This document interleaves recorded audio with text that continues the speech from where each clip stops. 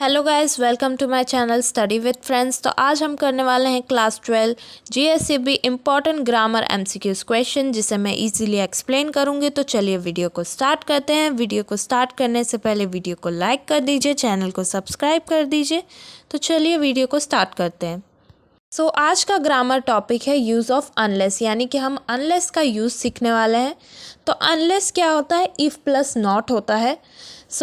जब भी अनलेस होता है, जब भी हम अनलेस का यूज़ करते हैं, इन प्लेस ऑफ इफ़, यानी जहाँ पर भी क्वेश्चन में इफ़ लिखा होता है उसकी जगह हम अनलेस लिखते हैं आंसर में।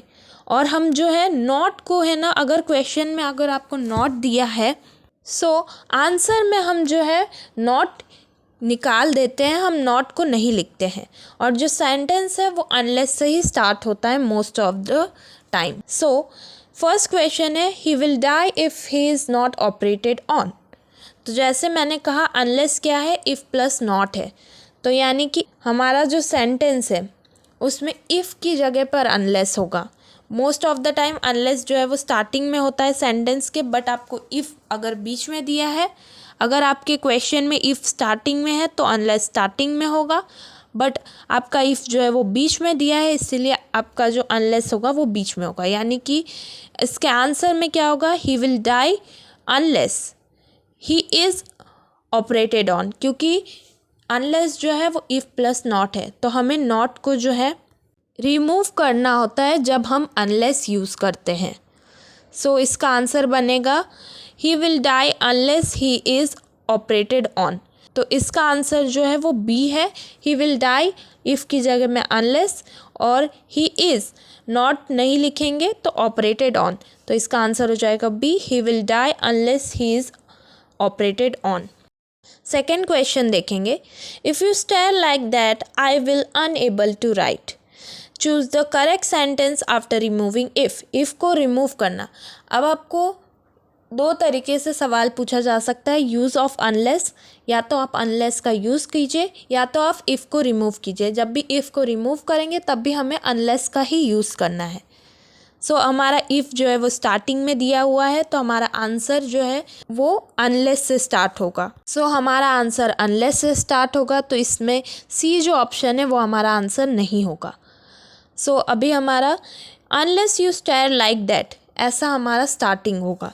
तो इसमें हम देखेंगे, जो बी है और डी है दोनों ही थोड़े डिफरेंट है। डी तो पूरा ही डिफरेंट है और बी जो है वो थोड़ा डिफरेंट है। But a, unless you stare like that, जैसा हमें चाहिए वैसा सेंटेंस है। I will unable to write, अब जैसे हमारा जो अनलेस होता है वो इफ़ प्लस नॉट होता है। तो जो भी नेगेटिव थिंग्स होती है क्वेश्चन के अंदर, जो भी नेगेटिव वर्ड है उसे हमें पॉजिटिव करना होगा जब भी हम अनलेस का यूज़ करेंगे। तो यहाँ पर जो है I will unable to write, unable जो है वो नेगेटिव वर्ड है, तो हमें इसे पॉजिटिव वर्ड बनाना पड़ेगा, यानी एबल। अनएबल का एबल पॉजिटिव वर्ड बनाया, तो इफ़ की जगह पे unless you stare like that. I will unable की जगह पे क्योंकि नॉट है, हम पॉजिटिव नेगेटिव है तो हमें पॉजिटिव करना पड़ेगा, तो एबल टू राइट। हमारा इसमें ए ऑप्शन आएगा, unless you stare like that I will be able to write. तो ये हमारा आंसर आएगा इस क्वेश्चन का। Third, if you eat too much junk food you will be ill. Select the correct sentence with unless. तो अभी आपको question में नॉट तो दिख नहीं रहा है, आपको क्या दिख रहा है? सिर्फ इफ़ दिख रहा है। अभी मैंने आपको क्या कहा कि जब अनलेस होता है तो इफ़ प्लस नॉट, बट आपका क्वेश्चन तो यहाँ पर पॉजिटिव है, आपको अब नेगेटिव करना पड़ेगा। मेरा मतलब ये है कि अगर आपके क्वेश्चन में नॉट और नेगेटिव वर्ड्स दिए हैं तब आपको उसे पॉजिटिव करना है, बट आपका क्वेश्चन ऑलरेडी पॉजिटिव है, तब आपको उस क्वेश्चन में नॉट का यूज़ करना है। अनलेस के साथ आपको नॉट का यूज़ करना है जब आपका क्वेश्चन पॉजिटिव हो। अगर क्वेश्चन आपका नेगेटिव है, आपके क्वेश्चन में नॉट है या फिर अनएबल या फिर कुछ भी नेगेटिव वर्ड है, तो आपको उसे आंसर में पॉजिटिव करना है। बट अगर आपका क्वेश्चन ही पॉजिटिव है तो आपको उसे आंसर में नेगेटिव करना है।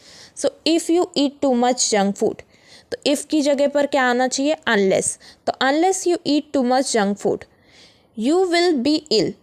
अब यहाँ पर यू विल बी इल, ये पॉजिटिव सेंटेंस हो गया, तो हमें आंसर में क्या होना चाहिए, you will not be ill, ऐसा होना चाहिए कि आप इल नहीं होंगे। अगर आप जंक फूड खाएंगे तो आप इल हो जाएंगे, अगर आप ज़्यादा जंक फूड नहीं खाएंगे तो आप इल नहीं होंगे। ये आपका आंसर होगा। सो आपका आंसर ए होगा, unless you eat too much junk food you will not be ill. Fourth, if you can't say with conviction don't say it all, choose correct use of unless. So if you can't say it with conviction, so अभी आपको if की जगह unless use करना है। सो आपको question जो है वो नेगेटिव दिया हुआ है, तो आपका आंसर पॉजिटिव में होना चाहिए। सो if you can't say it with conviction, if की जगह पर अनलेस यूज़ होगा और कांट की जगह पे कैन यूज़ होगा। तो आपको देखना है कौन से ऑप्शन में, तीनों में से कौन से ऑप्शन में आपको अनलेस यू कैन दिया हुआ है। तो आपको ए और सी में दिया हुआ है अनलेस यू कैन से विथ कन्विक्शन, दोनों में ए और सी में दिया हुआ है। अब आपको यहाँ पर बोला है don't say it at all. जब आपने यहाँ पर कैन नॉट में से जो है कैन किया, जो कॉमा के बाद जो नेगेटिव है उसे एज इट इज़ रहने देना है, यानी don't say it at all he रहने देना है। तो आपके ए ऑप्शन में तो ऐसा है नहीं, क्योंकि आपने पहले कैन नॉट को कैन बना दिया है, इसीलिए आप यहाँ पर डोंट को नहीं हटाएंगे। आपको डोंट को डू या फिर हटाना नहीं है, आपको डोंट को एज इट इज़ लिखना है, क्योंकि आप कैन बना दिया है इसलिए आपका आंसर आएगा C, unless you can say it with conviction don't say it at all. Fifth, if they are good friends they will understand.